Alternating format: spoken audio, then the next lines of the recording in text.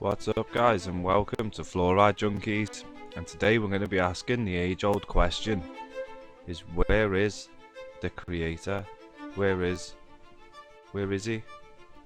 Because he's never left, and yet people don't even know where he is or who he is.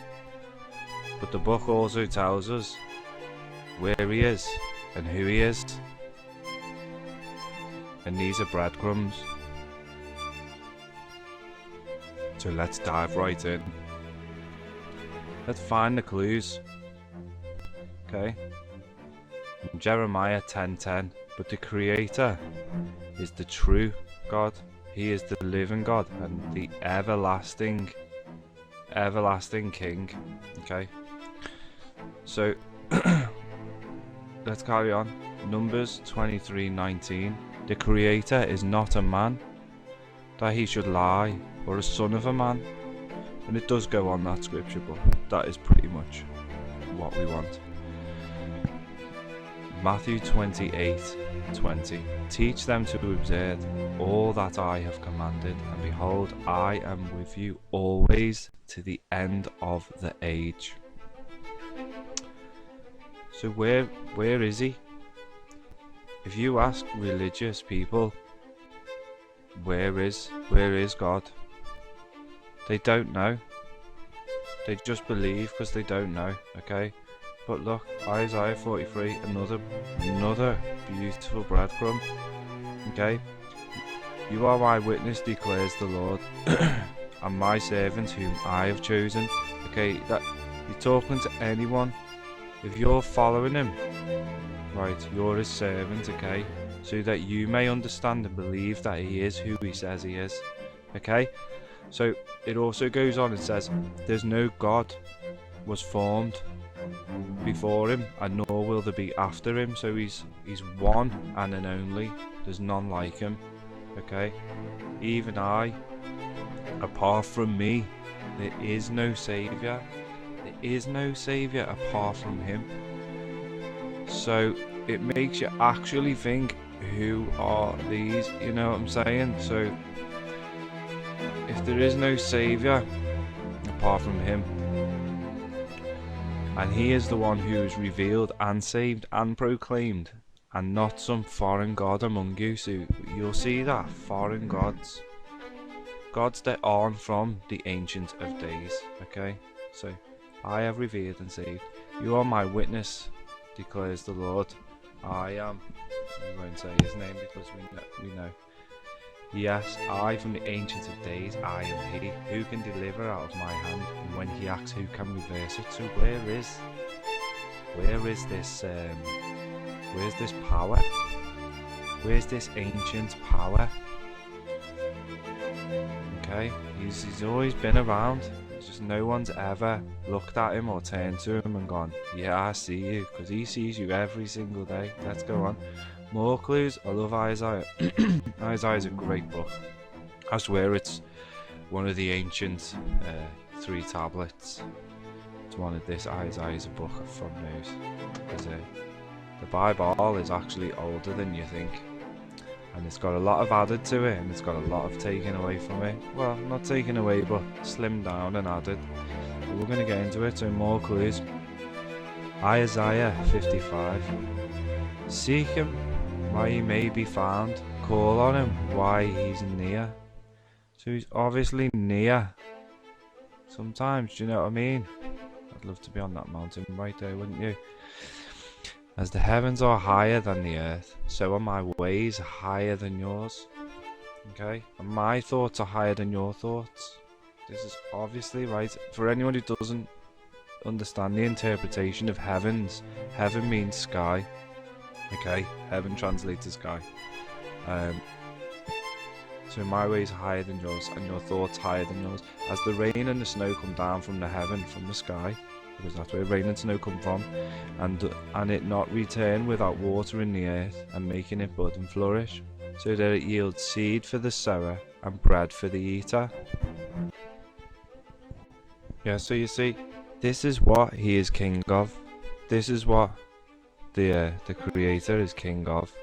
All that is natural, all that grows, all the water, all that is anything that is nothing to do with man. Okay? Nothing to do with man. Man has no control. Never made these things. Okay? Let's have a look. So Deuteronomy 33, we know 33 is a significant number if you know about numerology and stuff like that. It's also the degrees of Freemasonry, so it's not uncommon that you do find numbers like 33s in a lot of the hidden breadcrumb scripts, because it's just like they hide it on purpose with these codes and these numbers. Right, so basically before Moses or Mashah, or whatever you say his name is, the oldest name I've ever heard him being called is Mashah, so I just call him Mashah. This is what he said to the Israelites right before his death. Okay, and this is a breadcrumb because he's about to die. Okay, so he said that the Lord came from Sinai, and dawned over them, okay, from Seir. He shone forth from Mount Paran. He came with myriads, which is lots, multitudes of holy ones from the south, from his mountain slopes. So holy ones is obviously anything that's innocent. You know, animal, any life really. You know, we know at the dawn of the day, his birds are up in the sky. They all sing. You know, they sing praises in the morning chorus, right? The dawn chorus, right? Surely it is you who love the people. All of the holy ones are in your hand. Okay. At your feet they bow down to receive instruction. This is exactly what the animal kingdom does. This is exactly what he's commanding over. There is no one like the God of Jeshurun, right? Jeshurun means upright, okay? And the creator shines on the upright ones, okay? Because they've got their head in the right space, okay? This is what they do. He shines on the upright people. Okay, this is who he's talking to.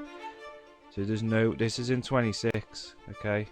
Deuteronomy 33:26. There is no one like the God of Jeshurun, which meaning the people, the upright people, who rides across the heavens, okay, and across the clouds in his majesty. Yeah.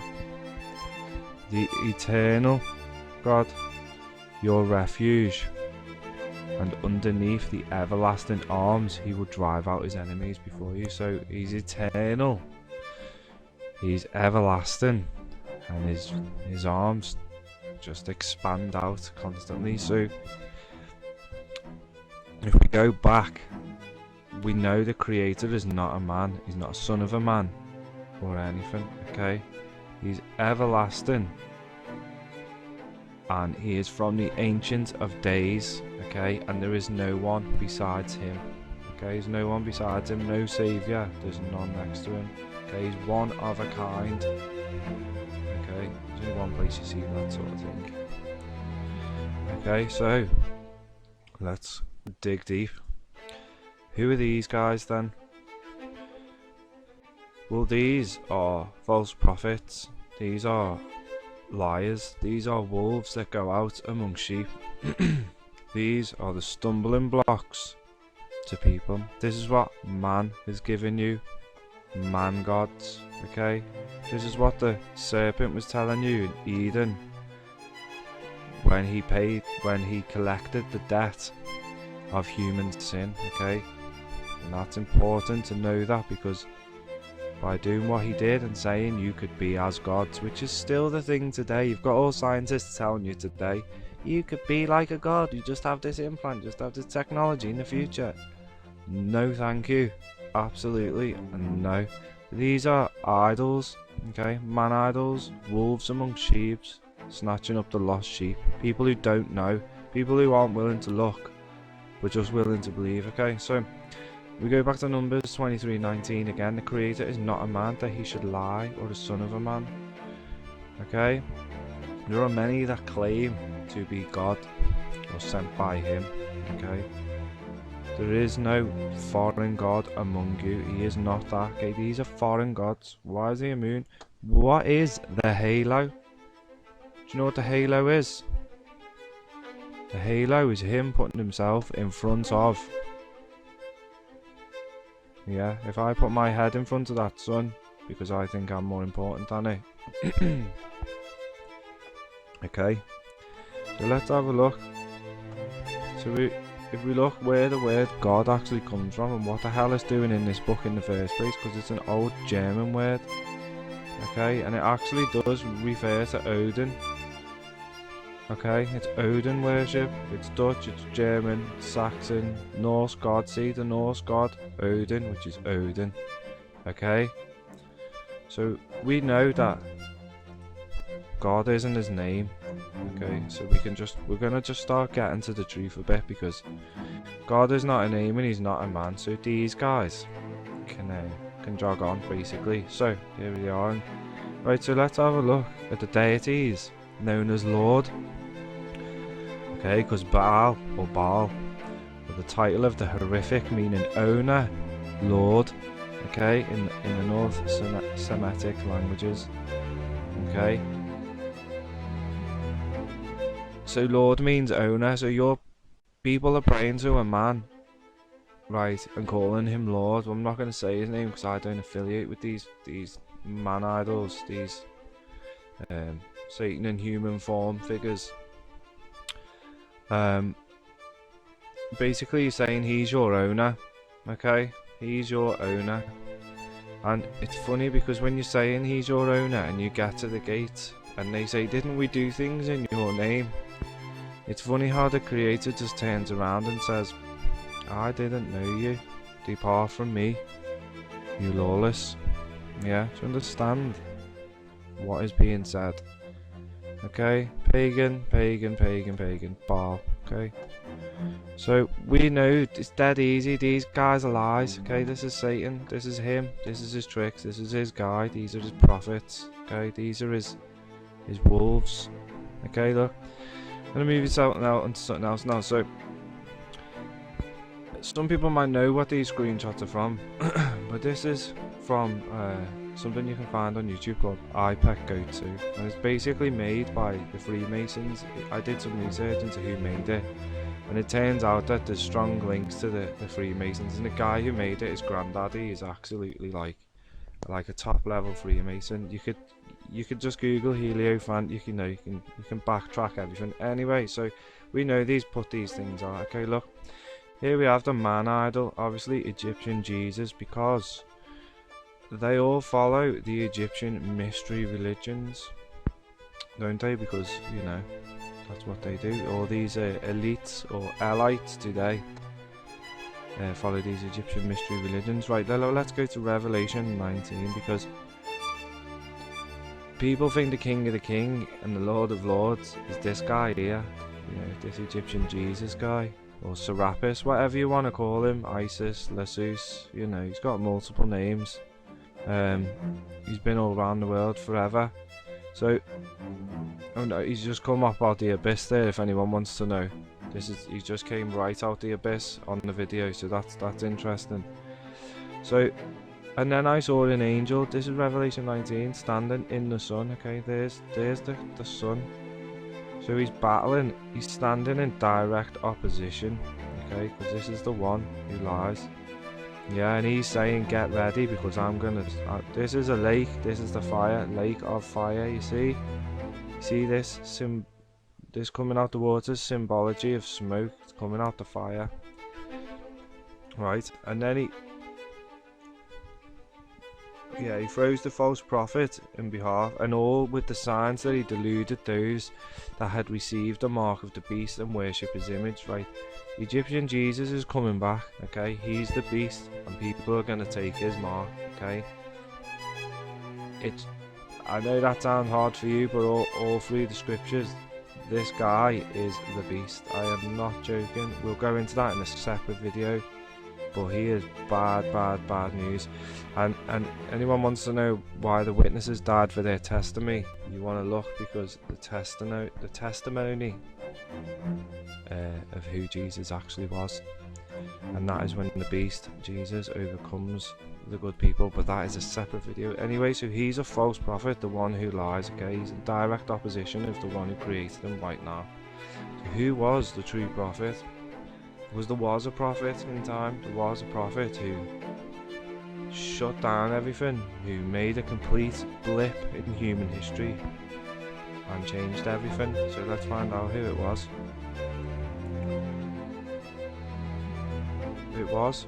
It was Akhenaten. Akhenaten, or Akhenaten. He was never meant to be a pharaoh. He was never groomed in the ways of the ancient Egyptian mystery religions. So when he came to power, he was of a different breed. He came from among the people. He was like the people in mind. You know, he wanted life. He wanted freedom. You know, he didn't like the ways of the pagan Egyptian gods, like Ra, Horus, Isis, Ptah, all of them, you know, Anubis. These are all things, you know, Isis, Ra and El. If you say them fast, we're going to build up a picture of who the people of Isis, Ra and El are, because the god of Isis, Ra and El, the fallen ones, still answer to the same. They still answer to the same light, okay? The all-powerful one. Okay, but that's another video as well. Just, you know, where do you stop? It just goes on. Right, so Akhenaten, the prophet that history forgot, unlike the traditional prescribed most Egyptian deities, as you can read, he did away with all the temples.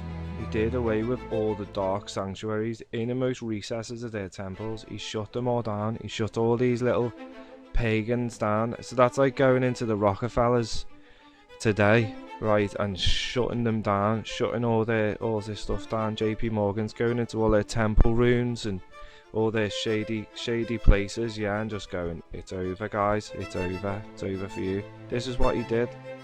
He switched up history, right? But obviously, so he shut down the temples, and there's more clues to who Akhenaten is actually following here, because he does it by example, okay? The Most High does not dwell in temples made by hands, okay? He doesn't, says the prophet. Now, the prophet that is saying this, they give credit to another guy, and it was another guy that said it. But however, he's a lying prophet, but he tells you the truth. Jesus is the truth wrapped up in a lie. He's telling you one thing while he means another. He's sick, he's very twisted, he's Satan himself. Heaven is my throne, and the earth is my footstool. What house will you build for me? Says as Aten. We're going to stop saying Lord, because we know Lord means Baal, okay? And his name's Aten, okay? Akhenaten, beneficial to Aten, okay? The sun is Aten, it's the creator of atoms, okay? Everything is made of atoms. It's just a frequency they vibrate at, which changes the density, okay? It's all just fantastic. You just gotta get your head around it. Once you get your head around it, it's dead easy to see how it all makes sense. Right, what else did Akhenaten do? Well, idols were banned in people's homes. You just banned them. Banned idolatry. Well, that's fantastic, isn't it? Because if you're going to be following the creator, whose life-giving rays you're dependent on, no other god really compares next to him, does he? No other god compares to the sun at all. Okay, as Moses said, this is who he is. Okay, they're all telling you who he is. Call him while he's near. The sun comes near and goes far. He can't be with you all the time, because we are just flesh. Okay, so he did the idols away, got rid of the idols, and he also moved his own capital city from Thebes or Heliopolis to a completely new site, a new ground where no ancient temple was ever built before. It was virgin ground called Amarna, and it's interesting because there's tablets called the Amarna tablets, and there's a people called the Habiru, and they're coming down from I think they're coming down from Sumerian. The Sumerian kings writing to Akhenaten saying we've got problems with these people. They're taking all my land and all stuff like that. And Akhenaten actually replies, says, you know, I've offered these people shelter in my land, pretty much, bugger off, lad. So yeah, the Habirus and Akhenaten were connected in history. Now if you don't know who the Habirus are,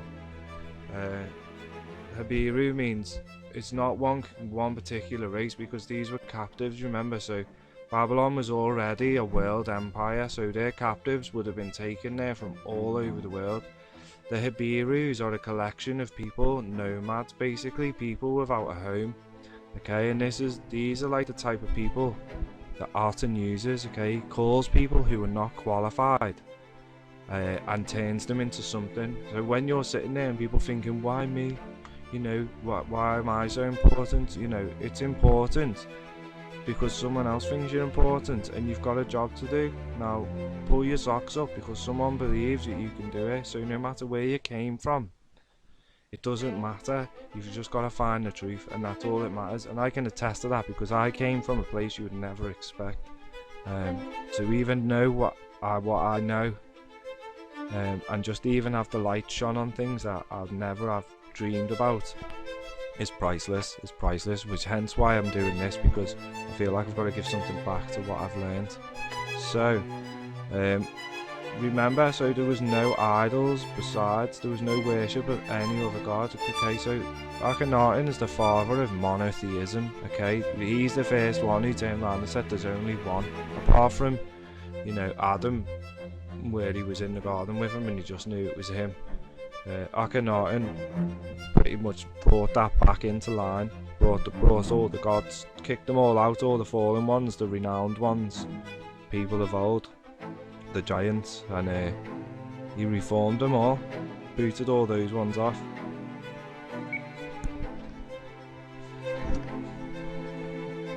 Following the ancient knowledge, the beginning knowledge of Aten, and even the emerald tablets of Thoth or Thoth, they even speak of a deity called Atum.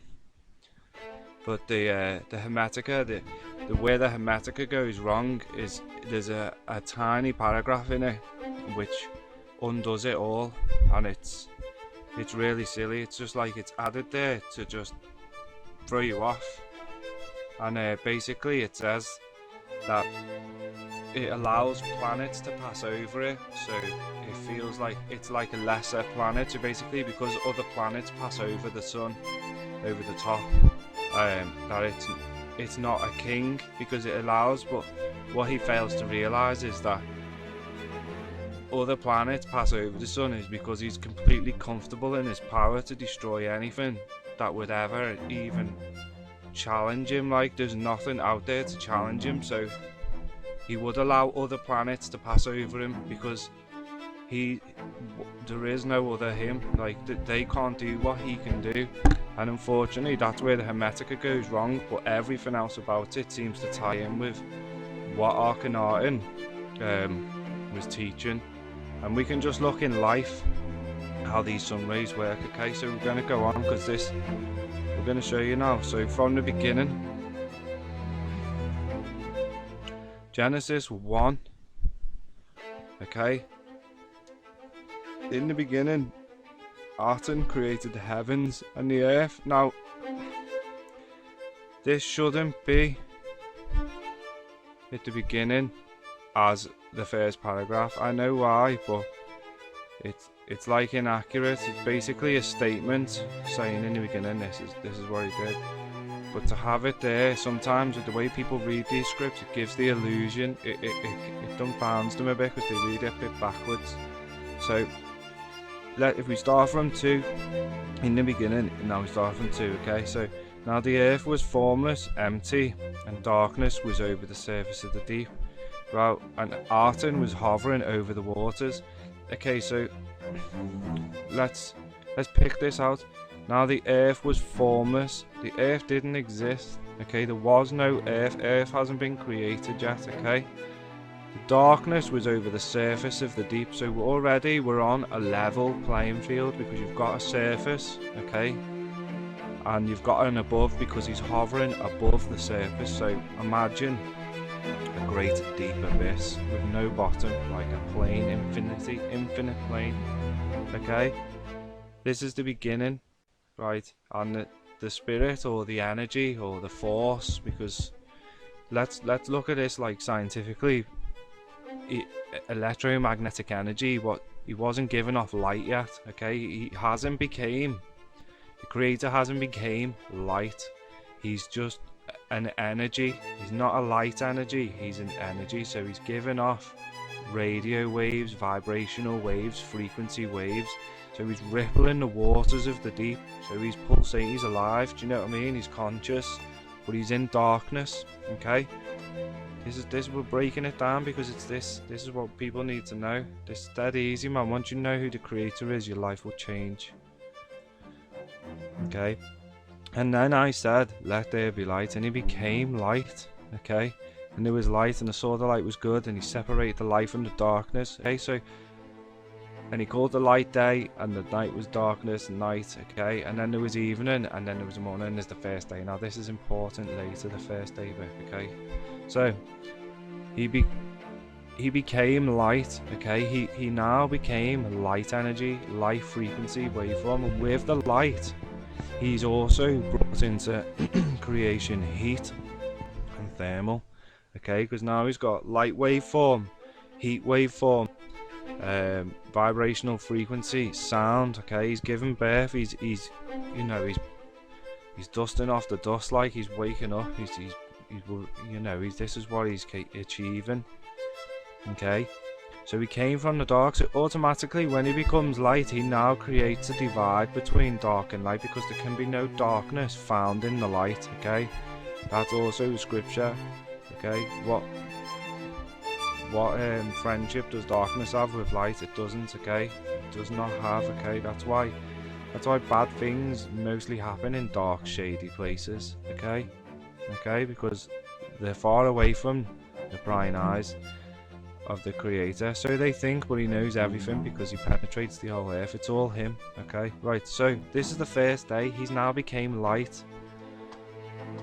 What else did he do next? Okay, so now he's light, energy, frequency, heat over the surface of the deep. So imagine this just over deep water, deep surface, giving off heat. So now what?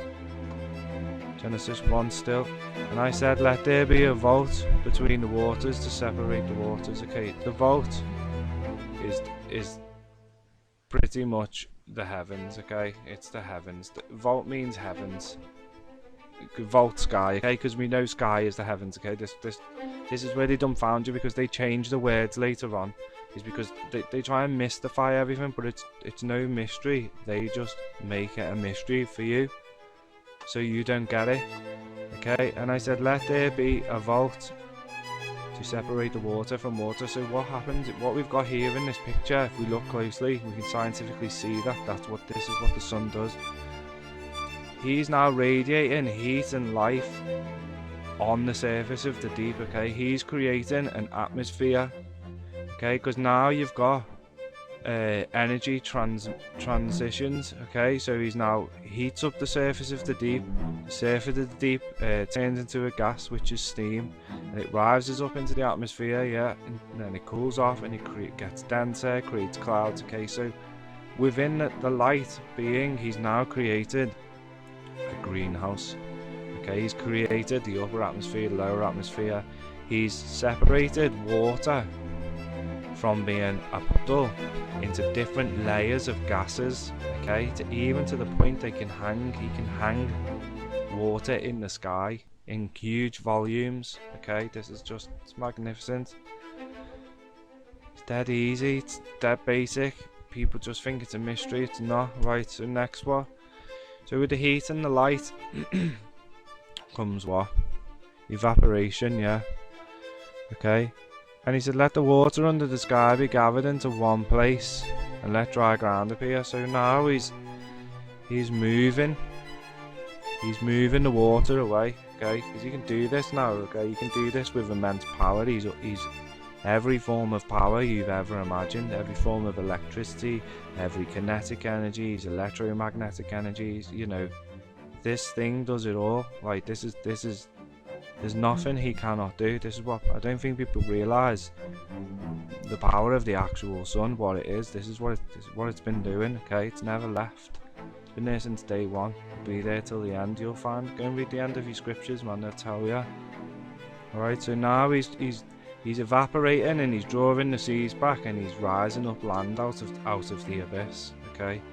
So obviously the abyss is, I have the abyss down as a mineral, absolute mineral rich, soupy ocean, okay? Because all these different types of rocks around the world he's created out of this abyss, and there's so many elements and metals and, you know, stones and everything in all these different types of rocks all around the world. I think these are the collections of the vibrational frequencies deposited together in such quantities when he was literally evaporating the Earth's surface up out of the deep. And obviously, as like gold goes through a sluice box, there's certain ripples hold certain weights, and certain things will resonate into a pattern. And I think this is where you get mineral deposits, is where these patterns have resonated and created pulls and stuff. So yeah, it's just interesting way to look at it, but it is highly, it's not a theory, because it's highly evident, because the Earth's gone through some great heat in the past. I mean, the Big Bang was the sun, was Aten saying let there be light, and at that point he created space. He created space in the cosmic dust. Do you know what I mean? In the cosmic, before there was like the soup, he exploded. He expanded space. That's what he did. He expanded space with the explosions of let there be light. But he was on a cosmic plane. Okay, we're not spinning around. Do you know what I mean? The Earth doesn't move. It's immovable. Okay, the sun he moves. We can't be with him all the time because we're just humans. Okay, right, so move on. Genesis 1 still. Then he said, let land produce vegetation, seed bearing plants bear fruit with each seed according to the various kinds, and so it was so. Okay, so now we see, as we can see the picture here, we've got atmosphere, we've got a greenhouse effect, we've got an upper atmosphere, a lower atmosphere, we've got perfect layer of oxygen buoyancy within the system, within the vegetational zone, okay? And that's what it is. This is the waters being separated, because even above that layer of fog there, it's still water, okay? It's just thinner, okay? So now we've got the greenhouse effect. He's creating plants and everything, man. He's going to town, you know, he's having the time of his life. Look at all these wonderful things he's creating, all this beautiful, beneficial, everything's just made for you, okay? Now 14 and 15. Well, this isn't actually 15, but I'm going to show you something, because this is where they try in the Bible. This is where the false prophet and all these establishments, this is where they try to dumbfound you. Right, so I'm going to read it to you as it was, okay? So, let the land produce vegetation. So the next thing he's created, let's see, he became light, he's created atmosphere, he's drawn land up through evaporation and extreme heat. He's created a greenhouse zone. Now he goes to work. This is like these trees will look like moss to him. This is how moss starts. Do you know the way moss just forms on the side of like clay and stuff, and then all of a sudden it's just like a full-blown pile of moss? Well, this is exactly what this will look like to him. The Earth will just look like a moss-covered piece of plain, and but to us these are massive trees. Do you know what I mean? Those trees bigger than that as well. Do you know, our trees are tiny. Anyway, so we let them be light. Next, what does he do? And I said, let there be lights in the heavens of the sky, basically in the vaults, the top, the outer reaches of where his expansion reached, which is the belt is it an asteroid belt that goes round? That is the expansion of Let There Be Light. That was where he pushed everything to, all the dust, all the cosmic mess. Like, he cleared the way. Okay, he just opened it up, boom, right? And that's the limit of what he did. Okay, that's where he pushed it to. He keeps it nice, nothing comes in of that asteroid belt, nothing goes out. Okay, I'm telling you now, anything that comets or anything, yeah, it comes from that belt, and he chooses them to come in when he chooses them, hence the trumpets. Right, so we created the stars. Okay, now I needed to mark like the day from night, so we created the moon. Obviously the moon is a reflection of the sun, isn't it? Okay, so even by night he can still guide you. Okay, he's still with you even in the night sky. Okay, and these times are to set times, to let them serve signs, to mark sacred times. Okay, and they do. The star constellations mark whether it's in, winter or summer, and when the solstices are, because the solstice, there is celebrations, and a lot of people who are biblically into the scripts, who are actually seeking the Creator, never go to his festivals, or because you've been taught that it's some pagan thing. But if you look at all the ancient cultures, everything they did, they built temples to the sun, because this is what they depended on for their whole life. Okay, he provided everything, right? And then I saw it was good, so he's added the stars. And then there was an evening, and there was a morning, and it was the fourth day. Okay, so that reads normal, doesn't it? That reads normal. But now look, this is the dumb. I've cut the shit. Okay, so let's read 14 again. Okay, this is where we marked the red. So he said, "Let there be lights in the vaulted sky." This bit we've just read. Say, and then apparently God made two great lights, one greater to govern day, one greater to night. So now he's saying he's made a second. Now he's saying he's made the sun. Okay, and now there's finally light on the earth, and to govern night and day from darkness. Well, that doesn't make sense, because there's the first day there. Okay, day one. There, light day. He's already got light. He's become light. He is the light. He creates everything within the light. We've already seen how the light creates everything. We've already seen how it's possible. We already know. Okay, we've seen it. We can see it today, even with our own eyes. We can still see this. Okay, so why add all that gobbledygook? Is to confuse you normies. Well, to confuse people who just read ahead and not really pay attention, because this is the other is they've put it right at the beginning of the book. Who stops reading at the beginning of the book once you found your answer? You're not going to, because you're going to read the whole book, and by the time you get into it, you've already been bewitched and bedazzled to the point you actually didn't know anything more than when you started. You think you do, but you don't, because you've just gone past the truth. If I was hiding from the police, I would hide right next to the police station. Do you know what I'm saying? Because every time they go out and look for me, they've gone right past me. They'll be looking wherever, and I will be there. They'll drive back to go home, and they'll walk right past me. That's what you do. You hide in plain sight. Okay, is what they do. Right. And then what Genesis 2, he said, let the waters. So he starts creating the waters, the fish, all the animals, the whales, everything, all the sea life. He's creating all the birds. Obviously, as we know, the birds, they love the sun. Everything loves the sun. This is coral reefs survived within the vision of the sun. Then he went on to make all the animals, all the land. Yeah, as you can see, it's just a beautiful thing without man messing around. And then he went to make people in his image. So clearly the Creator, well, his throne is in the sun. Okay, the sun, what you see, is just the outside of what is inside. So basically we have weather. Okay, that's the sun's weather, what you're seeing. You can't see past that.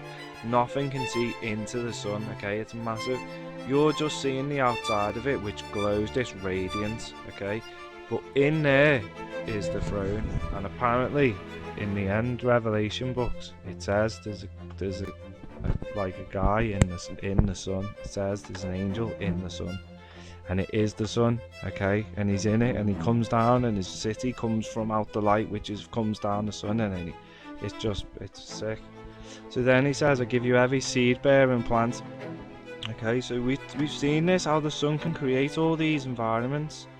Okay, this is the king of all. There's no...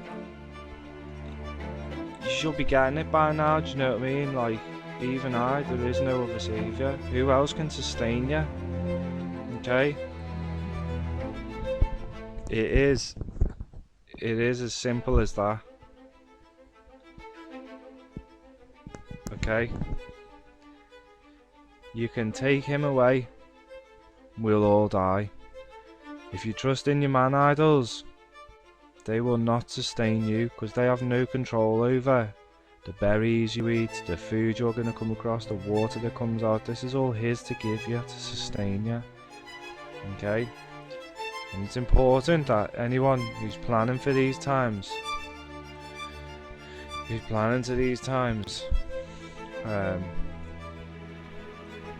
it's important that you really get to grips with, when you're in the wilderness, he is your God, that is your God, because if he doesn't will you to live, you're not living.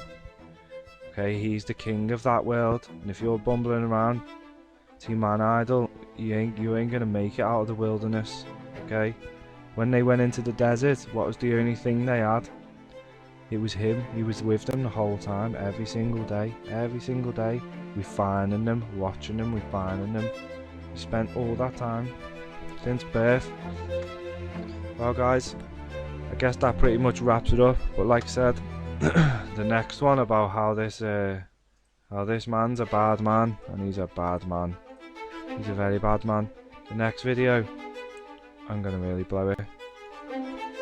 But for now, go and be with him. Go and speak to him. Get to know him. Feel his power, his love, his warmth on your face. Feel the positivity. Look at everything he provides. Look at each blade of grass. You know, nothing goes hungry under his watch. You need to make the connection, okay? And I'm just gonna leave you with that anyway, guys. Thanks for joining me, and